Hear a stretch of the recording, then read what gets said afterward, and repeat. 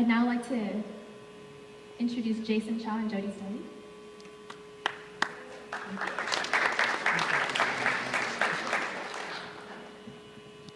Hi everyone, I'm Jason Shaw. I'm the Director of Intercultural Programs at Westmont College. I'm Jody Stelly. I am the Program Coordinator in Orientation at UIC. Great. So this is just the introduction of the awards. Since 2002, the Doris, Michiko, Ching Shattering the Glass Ceiling Award has honored professionals within the Asian Pacific Islander Desi American community, named for Dr. Doris Michiko Ching, the first Asian American NASPA president. This award recognizes those who have made an outstanding impact on the APIDA community and the student affairs profession through leadership, service, and scholarship. Each year, a recipient is selected from the pool of nominees by the cohort of previous winners. This year's Doris Michiko Ching Shattering Glass Ceiling Award is awarded to Jane Higa, Westmont College. So she unfortunately could not be here today, but I wanted to, we're kind of presenting and receiving the award on her behalf. So for me, I personally wanted to kind of just let you all know who she is. I actually tweeted out a link that has an image of her. There was a tribute that was written in ACSD's website of Jane. So if you, I don't know, Daniel, if you can retweet that would be awesome. Sure. You can see an image of her, and there's a tribute to her that talks about her Japanese American heritage and some history about her. But it's a quick intro. My first NASPA was in 2006 in Washington, D.C., and I was looking for a JOB. It's coming out of my grad program at Vermont, and I was just going through the bedlam that is TPE. And what was really significant to me was that I did probably 12 interviews during TPE, and I did one that really stood out to me, and it was Westmont College. It was perhaps the only interview that I was able to bring my faith to the table and engage in an interview and talk about my personal faith, which was really meaningful to me.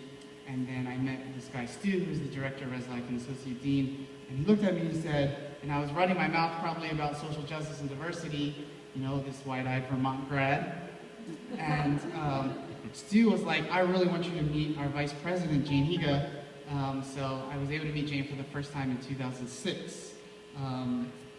I ironically did not end up taking a job there. I took a job elsewhere in a perceivably sexier city. I went to San Diego. But long story short, as you could see by my introduction, I'm there now. So little did I know I'd be working for Jane in this role 6 years later. I kept in touch with her very closely after I interviewed and met her. So that's a little bit about how I met Jane. So a quick bio of Jane. Jane is from Hawthorne, California, and did her undergrad at Westmont College. She has served the past 24 years as Vice President and Dean of Students at Westmont College before retiring this past spring. Unfortunately, due to health concerns, she was diagnosed with a diagnosis that has really not allowed her to be here today. Jane previously served as the Dean of Students at Biola University in La Mirada, outside Los Angeles. She also served as the Director of Res Life at University of Southern California, where she earned her master's degree in college student personnel. Jane, I always say Jane, it was when I met her, I left that out. When I first met her, I was like, who is this woman and how do I not know who she is? And I think for me, it was also how does no one else know who she is? Because she was a vice president and wasn't, in all honesty, not many people know who she is because she's not connected to NASPA or ACPA and the APIKC. So I felt like she was always this hidden gem, which is why it's just a great honor for me to be recognizing her today. I just was surprised that I didn't know who she was, or really no one knew who she was as a vice president for the past 24 years. She's been extensively involved with leadership in ACSD, the Association for Christians in Student Development, serving as the vice president and president-elect. Within ACSD, Jane was a pioneer in leading voice in diversity and multicultural advocacy. She also served on leadership for the Commission for Racial Harmony with the Council for Christian Colleges and Universities. So I have two quick stories. One is while she supervised me, Jane told me a story about, again, she was Dean of Students at Biola University, and she got asked to interview for a job at her alma mater for this vice president position. And during her interview process, Jane was asked if she would be willing to pursue, so Jane never got her doctorate, and she was asked if she was willing, if she would commit to pursue her doctorate if she had received the VP job. And at that time, Jane was raising her roughly 5-year-old daughter, Michiko, and her 3-year-old son, Josh. And she told them, she said, I totally understand if you need to go in a direction where you need to hire someone that has a doctorate or can pursue one, but I unfortunately cannot commit to that at this point because I'm going to really focus on raising my family, and it's just something I can't commit to, but I would totally understand if you go in a different direction. And that just meant a lot. Her sharing that story just spoke to Jane's honesty, and also just the right fit. I think she trusted in that process. As you know, she ended up getting the job and served in that role for 24 years and did an amazing job, I think, just advocating for APIs within the field and people of color within ACSD and CCU. So I think that was one story that really stuck out to me about who Jane really was to her core. The second story was kind of a NASPA story.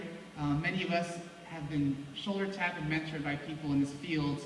One of mine is Dr. Greg Toy over there, who literally took me into his home in tough times in life at one point for me. And I just really wanted, I had been running my mouth about this Jane Higa, this Japanese-American vibrant woman, and I wanted Greg to meet her. I was working at University Pacific time, so I wasn't at Westmont.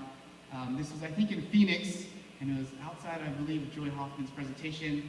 They were both in the hallway, and I was like, this is my opportunity for them to meet. So I was so excited for Greg to meet Jane, you know, this unknown gem.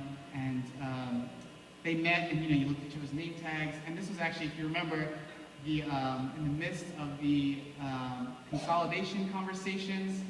And Greg saw Jane's tag, and he said, "Oh, you're a voting delegate," because I think her tag was blue or something like that, which indicated the chief student affairs officer at every institution.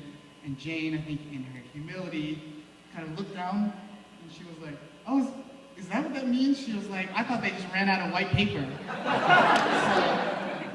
I just tell that story because I think in the midst of all the administrative demands of a chief student affairs officer, of a VP, perhaps it was Jane's lack of connection to NASPA and maybe not being naive about those things, but I think it also spoke to Jane not really thinking too much about the demands and all the politics sometimes, but also she was just so student focused, and I think for 24 years she really advocated for students and student voice, and that's what I really was drawn to in her work. So perfect segue. I'll let Joy take it away, and I'll let her introduce herself and her connection to Jane.